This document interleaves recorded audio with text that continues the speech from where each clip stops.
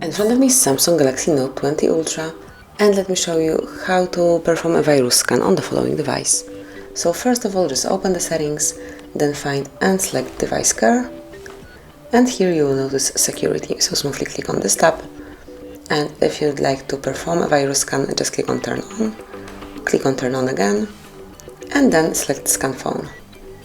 Wait until it's done, it will be all scanned automatically, you just have to patiently wait.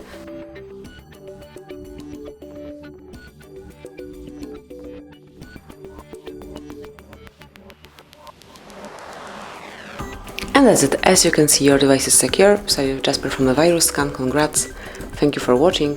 Please subscribe our channel and leave the thumbs up.